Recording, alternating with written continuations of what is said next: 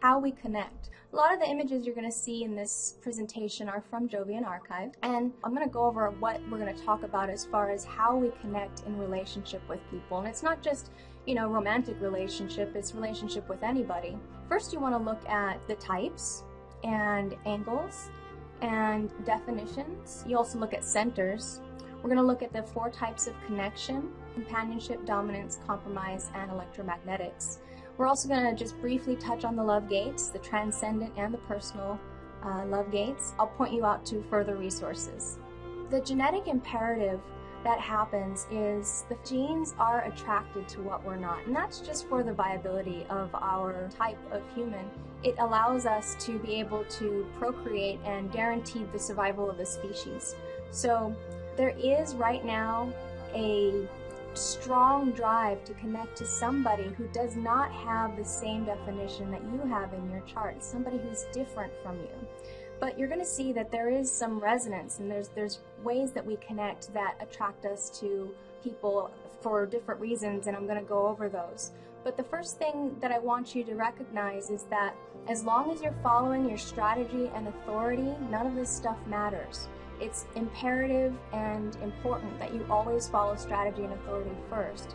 If you respond as a generator, or if you are invited into a relationship and with your authority you feel that that's the right relationship for you, then it's correct for you. And no matter how many different kinds of ways that you might compromise each other, and I'll explain what that about in a little bit, no matter how many different ways you compromise each other, you're still going to have a correct relationship. Now, that's not to say that it's going to be all roses and fairy tales, but it's going to be the correct thing for you to enter into, to learn from, and to evolve with. So the first thing that you're going to look at when you're comparing your chart with someone else's is type. And you all know what type is. There's 4 types: the manifestor, generator, projector, and reflector. But here on this slide, I want to share with you to remember what those types, how they operate, and remember how they're designed to function, because everything that we're going to go over operates slightly differently per each type. So, for example, with a manifestor, you're not going to get the same electromagnetic connection if you have a projector and a manifestor together. It just doesn't work that way, just because of the dynamics of the manifestor's aura being closed and repelling, and the projector being focused and absorbing. If you've got 2 projectors together focusing and absorbing on each other, it's going to be operating very differently than if you had 2 generators together who would be embracing and enveloping and holding each other, surrounding them. So there's a lot of different conditioning that happens with these 2 types, the projector and the generator. The manifestor and the reflector, you remember how their auras are. The reflector's aura, really, things just slide right off of it. They're not as susceptible to conditioning like the generator and the projector are. So in the future, when we're not driven by that genetic imperative, we're going to be attracted to sameness. There's going to be a like with like, or say projectors with projectors, generators with generators. Even now, if you're in a relationship with someone, any kind of relationship, it doesn't matter, you might feel that same resonance or that same likeness of how that person operates in the world. And so it's something that you can find comfort with. It's something that you can find, a shared experience with. So you might be in a relationship right now with someone who's not your type and feel like you're totally happy and fine. But I just want you to be aware of that there are differences, and they have to do with the type. So type's the major thing, the very basic thing that you want to look at. Some additional resources for learning about types is the type videos that we have here by Ra Uru Hu, and that's a link. There's also some recommended resources after these free articles that I've posted the link to, and those are readings that Ra has done about each of the different types so that you can get a feel for those types listening to him talk about those particular 30-minute readings. So the next thing that we want to do is take a look at angles, and there's something really interesting that happens. Invariably, the right angle is always attracted to the left angle. But they're very, very different. Just as the head center is very, very different from the sacral center, right angle has a personal destiny that's very self-absorbed. And the left angle, if you have one of these profiles here, has a transpersonal karma. They're going around looking for those other people that they're needing to interact with. And so when these two come together, unless you have a resonance or a harmony, and what resonance is say we've got a 1-3 profile and a 5-1 profile. See the ones, how they're the same? That would be resonance. So those two people, were they to get into relationship, they would have that common foundation, that one to go off of, to be able to bridge the difference between the right angle and the left. Now, if you have somebody who is, say, for example, a 2-4 and a 5-1, you know that those are different, right? They're not in resonance. However, that 5 and that 2 is in harmony. And what it works like is here. You see the 1 and 2 and 3 are in the lower trigram. The 4, the 5, and 6 are in the upper trigram. And if you put these on top of each other, the 1 and the 4 would be right on top of each other. The 2 and the 5 and the 3 and the 6. These are working in harmony with each other, and it provides sometimes an even better bridge between the two angles than having someone who is having the resonant 1 right there. But that's how angles work. So if you happen to be in a relationship with someone and you don't have any kind of resonance or harmony, that's probably not someone you're going to really get along with or want to spend a lot of time with in this life, because your profiles, the angles of the profile aren't able to have that bridge, to bridge the gap between the difference between these two. So for more information on that, there's angle videos on all of the different angles if you want to learn about yours in particular, or if you just want to get the left angle and the right angle, and then that way you'll be able to get an overview of all of the angles and know the difference more in depth between the right and the left angle. One of the things that we're going to take a look at when we go over your charts together is we're going to look at how you and your friend or your lover or your spouse or whoever it is, how you guys connect through centers. Which centers are similar in your chart and which centers are open? Which centers are you different? So say perhaps you have the solar plexus and that person does not. Well, there's going to be a lot of attraction there, but because of the tremendous difference between a solar plexus person and someone who is not a solar plexus person, it can cause some friction. And it doesn't have to be just the solar plexus. It can be any of the centers, really, depending on what your type is. So one of the things you're going to take a look at as far as similar or sameness and difference in your companionship chart is to look at centers. Now we're going to take a look at the 4 different types of connectivity. And what this means is just the way that your gates on either side of the channel or the channels themselves connect into another person. So just like if you were looking at yourself, your chart by itself, and then added a transit in, you would see that you become a very different person. When we add 2 people together, we have something that is completely different than the 2 alone. And so there's 4 different types of connectivity that we have when we describe the connectivity and the way that it behaves in the body graph. There's companionship, dominance, compromise, and electromagnetic. The recommended resource for this is You and the Other. It's an audio, great resource. And it's going to share with you also more about how the types connect in relationship using these terms that you see here. So let's go over them individually so you can get a better feel. I know that's a small graphic, so let's blow it up here. With companionship, what happens is where one person and the other person have a channel, and pay no attention to the gate right now for the moment, but when you have a channel defined, either conscious or unconscious or any combination of both, you are said to have companionship with that person. So what that means is that you both have the consistent definition between each other in these channels, and you're sharing that experience together. You have a shared experience of the way that that channel works. Now, because this is general, everyone's going to have it slightly different depending on their type, depending on the different lines that those gates are in and the nuances below the lines. But just so that you know, this is where if you have this companionship in a chart with someone, you can find friendship in this definition. Now, the reason I said don't pay attention to the gate is because there's a lot of different ways a gate can function, depending on whether it's an open center or a defined center. This is true, but really don't look at your gates too much. What we want you to pay attention is channels. Channels are what are most important to see if you have companionship with that other person.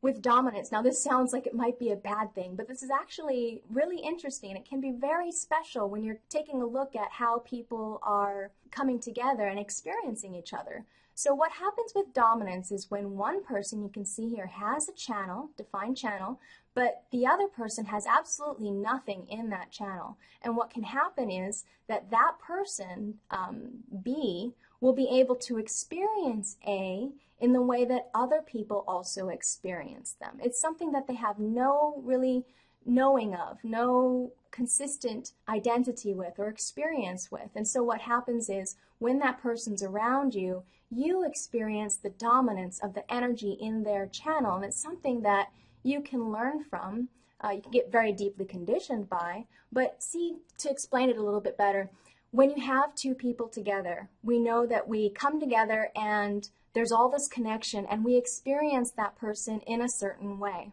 Now that person, especially if they have an open G center, but really anybody, can be different depending on who they're around. They'll act differently, they'll behave differently, especially when you're very deeply conditioned and you don't know what correct behavior is for you.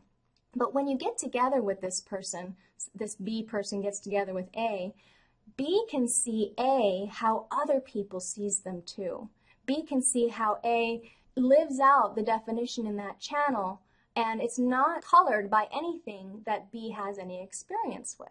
So I hope that makes sense. Dominance is how you experience the energy of the other person's channel. It might sound like it's not something that you want, but it's actually an interesting experience. It's a good thing, I think. It makes the relationship interesting. You can learn from each other through that. So the next thing that we're going to go over, and this is the one that kind of, Ra calls it a bitch. It's really tough, especially for us projectors. But what can happen when we have compromise is that there are unavoidable relationship dilemmas that are just there, that you can't get away from, that you're always going to have. Ra says it's kind of like a thorn in your side or a splinter in your hand. It can be very painful for, say, a generator who gets very deeply conditioned. When they envelop that other person, it can be very painful. For a projector, because you're focusing in on the other person, let's say B is focusing in on A, regardless of whether they're a generator or projector. When B meets with A, B is not going to be able to really experience their defined gate. They're going to only experience what this person has to offer. So when you think about the genetic imperative, you think about how from the genes' point of view, the genes have this. They have this whole channel. They're not really interested in that. Why should I have your 24? I already have my own 24. And what can happen is, in a relationship, this person B might be connected to this person and not feel like they're loved, or not feel like they're needed, or not feel like they're appreciated when it comes to that certain subject. And the thing with projectors is, because we're so deeply penetrating and focusing, every time we focus on that other person, the compromise is going to come up and you're going to feel it. And you're not going to be able to get around it or get away from it. It's always going to be there no matter what the definition is in the rest of the chart. Now for the other types, let's say two generators getting together, a ton of compromise might not be a problem for them depending on what's going on with the rest of their chart. I know one of my classmates has actually got a ton of compromise with her husband of a very long time, and they have a loving, sweet relationship. There's no problems there for them. So just to be aware that with projectors, the compromise can really be something painful, and you're not going to be able to avoid the issues that come up when you have this kind of definition in your combined charts. Now, what I will say is that when you're able to have an awareness of what's going on in your charts, it can make it easier. It's not going to make everything sweet and better and make the problem go away. You're always going to feel that compromise. But with awareness, it becomes easier to accept and love that other person. So that's something that I think a lot of you are going to be able to get an insight when we look over your charts individually, so that you can come to an awareness and eventually, hopefully, an understanding of how you connect with the other and the compromises that you might need to have in order to be with that person, because compromise never goes away. You can't fix it. It's not broken. It's just there. And that's how the dynamics of the mechanics work. Lastly, and the most juicy, the most exciting, everybody is focused on how we connect together with electromagnetics, because what it does is it creates defined centers, and it has this attraction and repulsion. And this is the love and the hate of the connections. When you have somebody that you're connected to, if you've got a lot of electromagnetics going on, there can be a lot of attraction. It can get to the point where like say for a manifestor, the term that Ra uses for this is can't live with them, can't live without them. It's a very love-hate relationship that happens with these electromagnetics. So you can see from the slide, but I'll just go over. This is when one person has a gate at one end of the channel and the other person has a gate at the other end of the channel. It can be, again, any kind of connection. As far as the definition, it could be a combination of conscious and unconscious. It could be either or. It doesn't matter. When those two connections come together, there's a force there, and there's this attraction. This is where the genes are like, oh yes, I want that, depending on what's going on in there. So this brings us to what the love gates are. And the love gates, now with everything that we just went over, I want to share with you the most important thing again, so you don't get distracted by the love gates, because they sound really cool. But the most important thing is to go first with your strategy and authority. Second thing you want to look at is type. And the third is your angles. Now, I happen to be in a close relationship where I'm a right angle and that person is a left angle. So when you have that together, it's not necessarily a bad thing. Remember, as long as you've got that bridge, either that same resonance of a line or something that's in harmony to the other, then you're going to be okay in that relationship. It's going to work. Well, it's not going to not work because of the difference in your angles. So let's go on to the love gates. Transcendent love gates. So love gates, what they are certain gates in the body graph, and there are 10 of them. Gate 10 actually shows up in two different places. There's two different types of love. There's anti-mundane or non-mundane or transcendent love, and then there's also love that's mundane, everyday, ordinary, personal, very personal love. So you can look at this also as non-personal love, and the other gates that we're going to go over can be called personal love. So the transcendent love gates, you can see them here in the body graph that I've created, this image for you from mybodygraph.com, and you can see the 4 gates there. You can see that it makes a perfect cross here. This is one of the incarnation crosses. It's the cross of the vessel of love. So somebody that you meet that has these gates in their design as their design sun and earth are going to come across as very loving people, but it's not personal. They don't really necessarily love you. They love in a different way. It feels not as strong. It hardly ever feels as strong as somebody who has personal love gates. So I've put the Rei Ching words next to these gates here for you. You can see gate 25 is innocence, gate 15 is modesty, gate 46 is pushing upward, and gate 10 is treading. So let's go over each of them so you can get a feel for what kind of love that these gates are. Gate 25 is universal love, and this is being loving in the universe, having a place to be loving, and loving towards what everything is.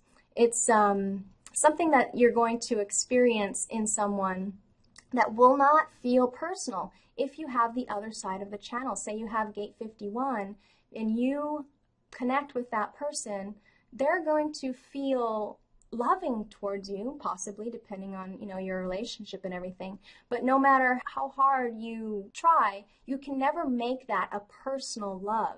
In fact, if you try to make it a personal love and it's not correct for them, or they're just not into you, they can turn really ugly. They're really not interested, this gate, so much in the individual love. It's more about universal love. So gate 15 is the love of humanity. This is loving being human. This is caring about humanity and having a collective vision of how human beings are supposed to operate. You can see gate 15 here in the G center. And this meets up with gate 5 from the sacral. So when you have two people that have this love together, the same thing is going to happen. I'm going to repeat myself. It's not going to feel personal to this 5, whoever's bringing that 5 in. It's like this other person, the transcendent love person, is finding love through that other person, looking for love beyond that other person, just having love that's love about all humans, not just you as a human. So remember, it's not personal. Gate 46 is love of the body. This is loving the body, recognizing the beauty of everyone's form, not just yours if you're in relationship with them, and understanding the beauty of each body as a unique vessel. So this is one of those gates where it might be prudent for you to just be aware that this person might have love for you, yes, but they're loving everyone's body, not just yours. That's just how their love operates. They can be loving of and appreciate other people's body and the beauty of everybody's form because that's just how they are. And to understand that it's not something to get jealous about or concerned with, or that they don't love you just because they might be appreciating someone else's body in the moment. Gate 10 is loving being alive. And the transcendent qualities of this gate, because it has some personal qualities as well, is loving being alive in the world, loving living and dying in the world, loving the world as it is, and loving oneself.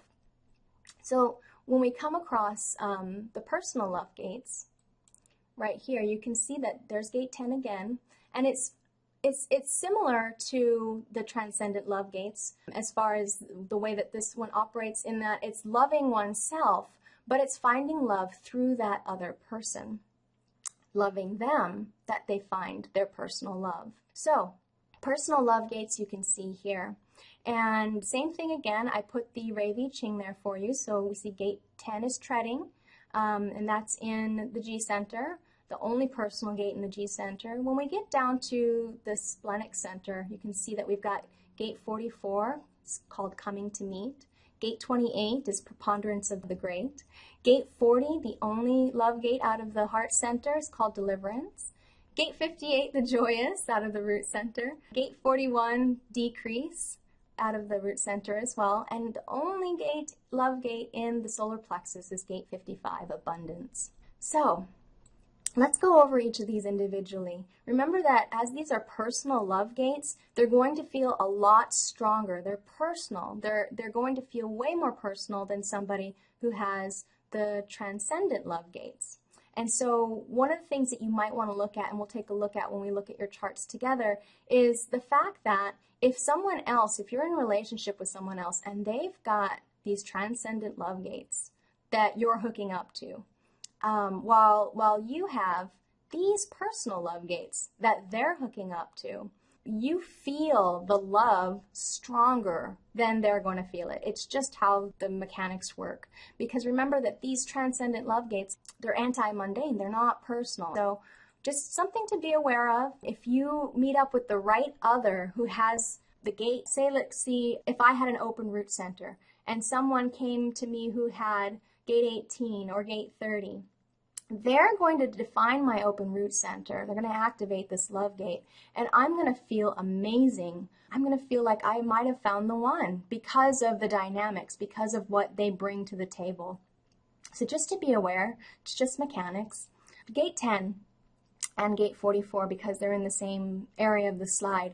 Gate 10 is self-love through others, or finding love of the self through being loved by others. So it's not self-extreme. This can be first time you've ever fallen in love with somebody, when you're just learning how to be in love, when you're younger. Do you ever remember like asking, why do you love me? Or do you love me? Why? This gate is all about finding out what's worthy about me to love, and then through that I can find love. That's the extreme. But finding love of yourself through being loved by others is how people with gate 10 experience that love personally. When you've got that splenic center, gate 44, reaching over to the heart center, this love has got a sense of smell that can pick out who is successful or who they can have success with, material success. Gate 28, this is in the splenic center as well. This is finding love through the struggle for purpose. Find the reason for your love, finding this love with purpose, having purpose in that love. With the root center, gate 58, this is called perfecting love. This is the pressure, if you remember from when we went over the root centers, this is the pressure to correct. Gate 18, correction. So people with gate 58 will create out of correction and challenge their perfect love, their love that proves the strength of love. This is that gate 58, the joyous, this energy to perfect their world. So that's how the love is expressed and experienced through people with this gate. Now, in its extreme, people with 58 can feel like they come across really critical. That's how they express their love. I remember being very bitter since I have gate 58 when I was told that I was super critical of my partner. You know, just trying to make things better, and it wasn't invited, and so when I was critical, boy, me showing my love did not work out so well there. Anyway, moving on. The last three personal love gates we have is gate 40, earning love. This is somebody who wants to work for their tribe, for their community, for their family, to earn love and appreciation. This is how that they express and experience their love. Because remember, the ego center is about the energy to will for material things. This is something that the energy of the ego knows when it needs to work and when it needs to not work. And so gate 40, when it finds that 37, for example, or even if it doesn't find an electromagnetic, when it's in its tribe or its family and it knows that it's found who it wants to work for, this is the person who can be an amazing provider, and that's how he proves or shows his love. With gate 41 down here, this is the gate of fantasy, if you remember. This is the only gate that we have in all of the body graph that combines love and sex. And so finding love through fantasies and sexual experience is something that just kind of goes hand in hand with someone who has a gate 41. And it's interesting, Ra makes this joke about people with gate, let's go back, people with gate 58 say, I love you, I'm going to correct you. And people with gate 41 say, I love you, I'm going to fantasize about somebody else. And that's just how it can go with people with this rich gate of fantasy. When you fantasize, you can have the perfect reality in your mind, right? It's just how this gate works. And to understand that despite the fact that you might be in a relationship with someone who you have an amazing love with, if you've got gate 41 unconscious or conscious, and it's activated and you're fantasizing about somebody else or something else, just know that it's not necessarily something that is needing to come true or should come true. It's something that you should always check with your strategy and authority first, but this is the pressure to desire. Remember when we had this gate 41, when we went over the root center, this is the pressure pushing up on that other gate. And it's to fix or lock that gate into one particular desire for the moment, but then it's gone. This is the human experiential way. Gate 55 is eternally indecisive love. And this gate right here, the only gate in the solar plexus that's about love, this is an individual stream or circuitry. This gate right here, it either knows or it doesn't know. It can be a mysterious, mystical, emotional love that doesn't really know if it does love, unrequited love. Ross will say, oh, you ask a gate 55 if they love, they're going to tell you, I don't know. They don't know until they know. Remember that wave with the emotional spikes that we have, the different types of waves of emotion that happen here. And gate 55 is just a level, and then spike. And that's usually when they know, or when they don't know, whether that person is someone that they love. So that was a really quick trip through the love gates. This is the resources that I want to point you out to if you're interested in more details about how all that works. The Love Book is an edited transcript of this below audio. The Love Book is available at your national human design organizations.